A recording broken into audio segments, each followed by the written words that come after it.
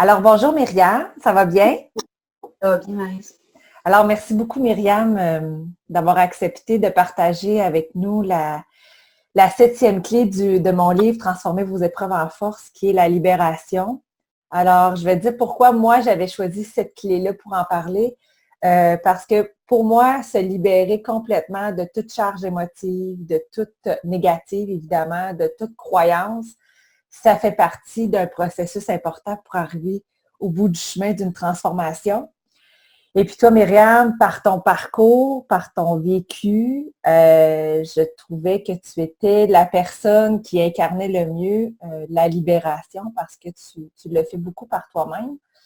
Tu es l'auteur de 3 livres, dont une biographie que tu as publiée l'année dernière, au printemps 2018, si je ne me trompe pas.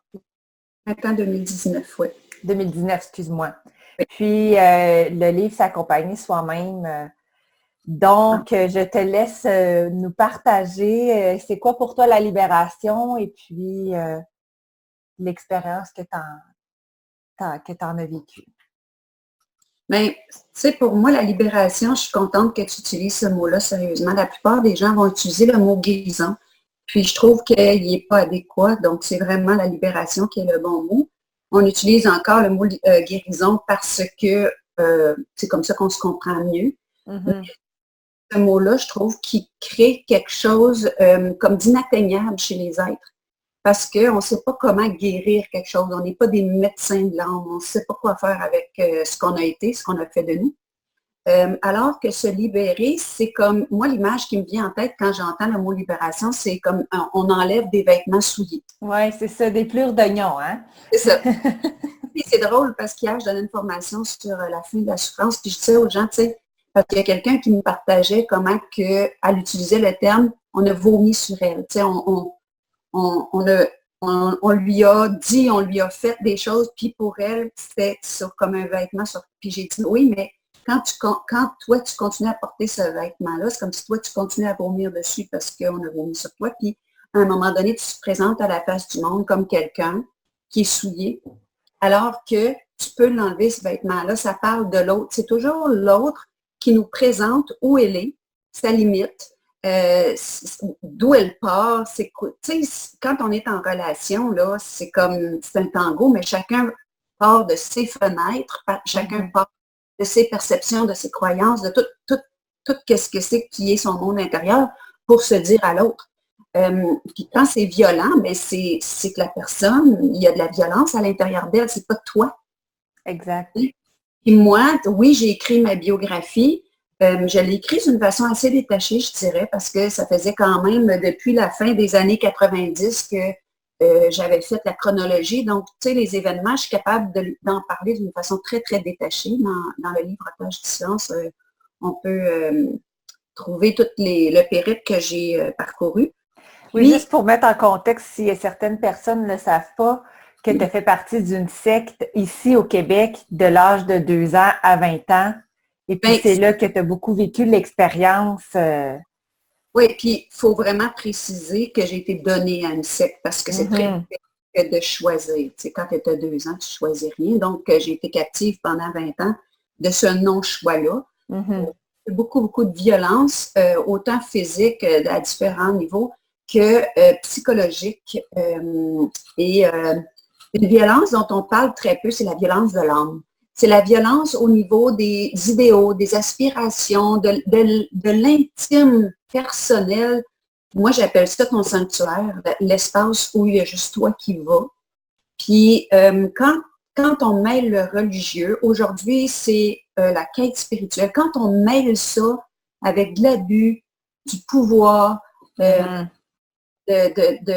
charlatanisme, de l'imposture, ça peut être très, très violent. Puis c'est comme si c'est la pouponnière de toutes tes intentions, c'est la pouponnière de tous tes élans, de tout ce qui est le plus intime. Et quand cet intime-là est douloureux, c'est tes repères, c'est la base de tes repères qui devient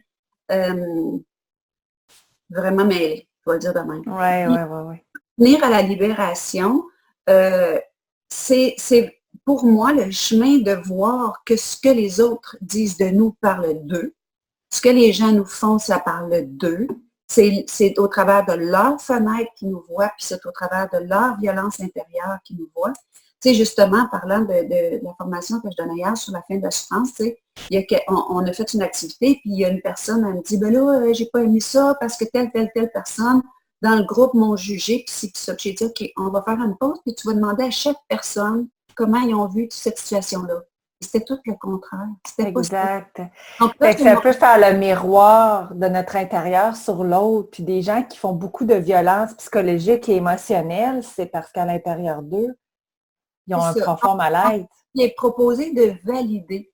Et en validant, il est resté complètement ahuri de voir que c'est son monde intérieur qui est teinté des histoires du passé, qu'elle ramène toujours au présent. Puis là, je lui ai montré comment qu'elle faisait ça, puis comment il faut être observateur de est-ce que le moment qui se présente, il est frais et neuf, puis est-ce qu'on le laisse être dénudé de toutes nos expectatives, de tout ce qu'on pense qui va être similaire au passé, pour respirer d'une façon neuve et fraîche dans quelque chose qui se présente sans teinte.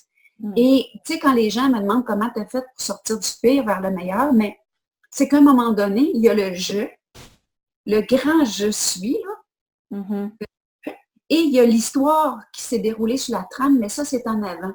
Donc, prends un pas de recul, puis reviens dans ton senti à toi, tes émotions à toi, dans ce qui est profondément le je, mais c'est parce qu'il y a aussi quelque chose qui, d'une façon régulière, prend un pas de recul pour regarder le je suis.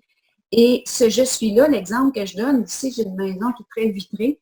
Je dis souvent aux gens, la lumière qui passe par cette fenêtre-là versus celle qui passe par celle-là versus celle qui passe par celle-là, si tu mets chaque fenêtre teintée d'une couleur différente, hein, on va avoir une réflexion différente. C'est la même lumière qui passe au travers.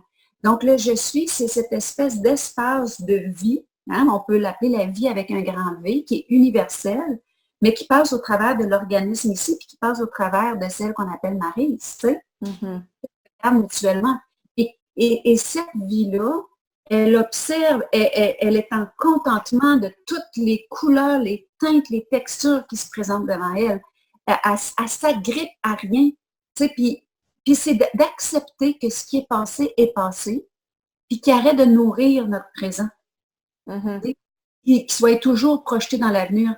Donc, de se libérer de ce qu'on nous a dit, de se libérer de ce qu'on nous a fait, c'est d'arrêter de l'entretenir sur notre notre petite traque intérieure. Puis, tu sais, ce que je dis souvent dans ces formations-là, c'est est-ce que tu es prêt? C'est souvent comme ça que je commence la formation. Est-ce que tu es prêt à vivre dans la paix? Parce que la paix, c'est exempt de drame. C'est souvent silencieux, mais un silence excessivement paisible. Puis on ne le sait pas, les êtres humains, mais on adore nos drames. Ça nous donne quelque chose à faire, ça nous occupe. On s'identifie sans le savoir aussi. On s'identifie sans le savoir jusqu'à temps qu'on décide d'observer ce qui nourrit notre monde intérieur au niveau de notre pensée. Et moi, quand j'ai commencé à faire ça fait quelques années déjà, je me suis rendu compte que je me faisais énormément souffrir. Les protagonistes, ils n'étaient plus là, ceux qui m'avaient fait vraiment vivre des choses difficiles, plus là, mais je les gardais vivants dans mon présent. Puis ce choix-là, au début, c'était au second que je me ramenais. Puis même qu'à un moment donné, je me suis observée, j'avais vécu une rupture douloureuse, puis je me suis observée ramener la rupture. Puis c'est rare qu'on ramène les souvenirs heureux. C'était vraiment une machine à recycler notre pensée, puis c'est rarement beau. Mais j'étais toujours en train de focusser sur qu'est-ce qu'on m'a dit, qu'est-ce qu'on m'a fait, comment ça s'est passé. Puis là, je me suis rendu compte que le focus, puis la pleine conscience, hein, c'est ça que ça veut dire, la pleine conscience que je mettais sur à quoi je pensais, puis comment je ressassais, quand je choisissais de laisser partir, puis de dire non, c'est pas ici, colle-toi sur l'ici et maintenant. Puis se coller sur l'ici et maintenant, là, ça peut être aussi simple que j'ai un verre de quelque chose à boire ici, là, je le goûte. Je suis pleinement avec la sensation de l'eau qui descend. Puis au début, là, quand tu commences à faire cet exercice-là, de laisser passer le passé, l'exercice de goûter, de sentir, d'être présent devient ultra important parce que c'est une façon de se rapprocher de l'ici et maintenant. Puis dans cet exercice-là, j'ai constaté que des fois, j'avais beau observer que j'étais en train de brasser de la merde, on le dit en bon québécois dans notre esprit, Ouais. dans mon esprit, j'y tenais. Mais ça prend beaucoup de courage puis de vérité de soi face à soi pour se dire, hey, je tiens consciemment à ma merde. Je tenais consciemment. Et là, quand j'ai commencé à décortiquer pourquoi j'y tiens consciemment, j'ai réalisé que c'était comme dans les deuils, dans les ruptures, de laisser passer, de laisser partir des gens qu'on a aimés. C'est une chose de le faire physiquement. C'est une chose d'accepter que ma fin de semaine, elle ne sera pas occupée de la même façon, que mon lit ne sera pas occupé de la même façon, que mes divertissements ne seront pas planifiés de la même façon. Donc ça, c'est une chose. Mais de laisser partir la personne, de faire le deuil de tout l'espace qu'une relation ou qu'une personne occupe dans notre esprit, parce que quand on est en lien, on ne réalise pas comment que ça nous occupe, le lien. En haut ou en lait, souvent en lait malheureusement, puis de laisser partir ça, c'est comme si c'est la dernière chose sur quoi on doit accepter de se détacher. Puis quand je dis détacher, je fais le geste là. Oui, vraiment de tout. Ouais. Oui, parce qu'on entend, il y a des choses qu'on entend trop en spiritualité. Le mot détachement, on l'entend tellement qu'on ne comprend plus que c'est défaire le nœud qui nous lie. Exact. Alors, et il nous lie d'une façon où, moi je dis tout le temps, la trame de la vie est circulaire, puis elle continue, elle n'arrête jamais. Mais toi, tu es attaché à un événement qui est passé. Mais là, tu te demandes pourquoi tu es tout le temps en turbulence, puis tu es tout le temps déchiré intérieurement. Mais voilé comme un amarre, une ficelle, ou des fois c'est une chaîne qui t'attache à un passé douloureux. Puis la chaîne, puis le nœud, il est dans ton esprit. Puis tu continues à nouer. Tu continues à rester amalgamé à ce qui a été plate. Puis ça te permet de continuer à blâmer les protagonistes qui ne sont plus là. Puis en fait, c'est toi qui joues ce rôle-là. Et la libération, oui. Oui, non, vas-y, continue la libération. La libération, c'est d'accepter de voir le jeu qu'on joue, qui est vraiment pas un jeu qui est drôle en réalité, parce que nos pensées créent nos émotions, qui vont créer nos actions, puis tout aussi l'émanation qu'on émet vers les nouveaux personnages qui sont sur notre route et auxquels ils vont répondre, qui répondraient autrement si c'était plus doux, ce qu'on émane. Donc, c'est là où est-ce qu'on devient responsible, capable de répondre de soi pour soi. Et c'est un mot qui est très austère parce que c'est de l'imputabilité. Mais c'est là où est-ce qu'on voit qu'on est créateur de notre vie. Puis quand les gens ils me disent, toi, Myriam, comment t'as fait? J'ai commencé par observer.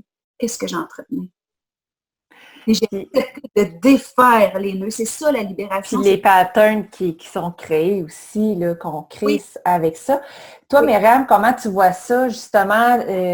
Qu'est-ce que ça l'apporte d'avoir le courage d'avancer vers cette libération-là? Parce que c'est un choix que la personne doit faire pour reprendre son pouvoir, justement. Comment tu vois ça? Qu'est-ce que ça l'apporte, justement, à un individu de choisir, de faire le choix d'avancer dans ce chemin-là et de prendre responsabilité et que ça lui appartient, là, le pouvoir? Là. Bien, c'est sûr que malheureusement, on n'a pas appris à aimer la paix. La turbulence est au cœur de l'éducation, plus ou moins consciemment, avec les stimulations constantes, avec les interactions qu'on crée de toutes sortes de façons. Puis, c'est plate à dire, mais c'est souvent quand les gens frappent un mur dans leur vie, quand les gens se déstructurent, que ce soit une dépression, un problème de santé mentale, un cancer, une maladie. Et moi, je ne suis pas pour d'aller fouiller dans le grand livre des malaises et maladies, puis là, de rajouter un c'est à cause que sur qu'est-ce que tu n'as pas fait, puis que tu n'as pas compris, puis pas là-dedans. Mais quand ça nous arrive, c'est comme si la vie nous force à nous déstructurer.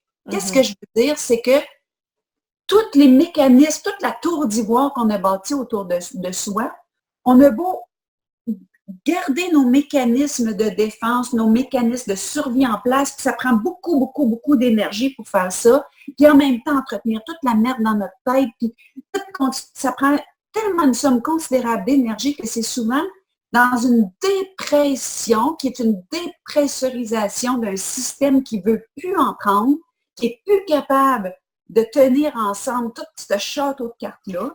que ça demande trop d'énergie, que là, tout s'écroule, puis ça s'écroule. C'est la chose la plus heureuse qui peut arriver à un être humain. L'épreuve. L'épreuve. Parce que c'est comme, il n'est plus capable de tenir en place tout ce qu'il maintenait. Et là, souvent, ce que j'ai envie de dire aux gens qui vivent ça, c'est sauter sur l'occasion. Ouais. Moi, j'ai une vidéo sur YouTube qui s'intitule « Se laisser déstructurer », puis il est presque textuel dans mon livre « S'accompagner soi-même », qui s'intitule « L'année où je suis morte ». C'est la vie, là, nous déstructure. Moi, je suis arrivée à un point dans ma vie où les épreuves étaient tellement récurrentes et des grosses épreuves. Tu sais, des ruptures, deux suicides proches, très, très proches, des affaires très dramatiques dans la famille immédiate, les enfants. Il y a eu plein de choses, puis c'est... J'avais pas le temps de prendre mon souffle, puis j'avais déjà tout le chemin parcouru qui était assez chaotique. Donc, puis pourtant, j'étais solide, là. Tu sais, il y a des gens que leur mécanisme s'effondre plus vite que d'autres. Puis moi, on me disait, Myriam, t'es une battante. Puis ce mot-là, je vous dirais aujourd'hui, il m'écarte. Parce que quand on est un battant, on trouve des champs de bataille. Moi, je n'étais plus capable de me battre à ce point-là. J'avais plus du tout envie de me faire dire que j'étais une battante. C'est comme si la capacité de résister s'est effondrée. Pour dépouiller, moi j'appelle ça dépouiller l'ego, toi t'appelles ça déstructurer. C'est la même chose. C'est ça.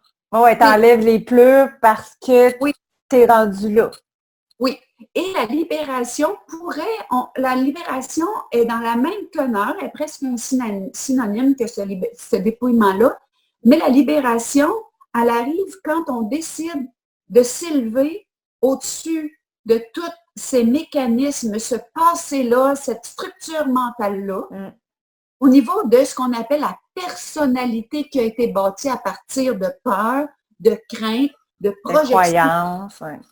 C'est ça. Qu'on appelle l'ego, moi, je ne veux pas utiliser ce mot-là parce que je trouve qu'il est galvaudé et c'est tout mêlé, l'idée qu'on s'en fait.